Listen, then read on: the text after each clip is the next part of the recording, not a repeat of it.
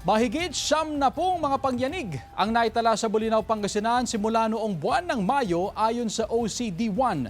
Sundan sa report.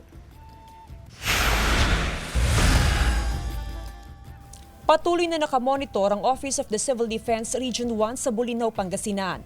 Simula kasi noong May 22, mahigit 70 pagyanig na ang naitala sa bayan, bagamat mahina raw ang mga naitatalang pagyanig. Ito po ay atin talagang minomonitor, especially kung mapapansin natin dun sa plotting po ng DOST FIVOX.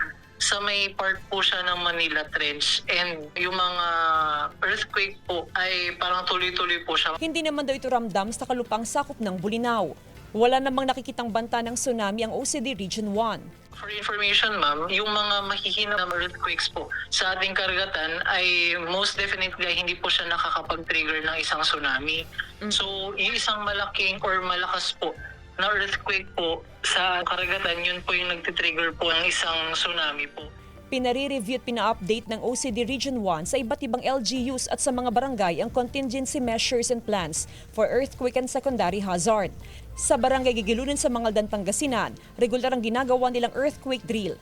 Isang beses sa isang buwan kung magsagawa sila ng drill sa barangay hall. Patuloy rin ang kanilang information dissemination sa publiko para magkaroon ng tamang kaalaman sakaling magkaroon ng pagyanig.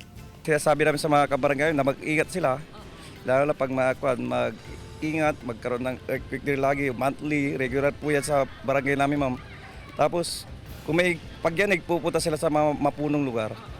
Lumabas sila sa building pero huwag magpanik. Kasama si Ron Alistair Taniado, Jasmine Gabriel Galban, One North Central Luzon.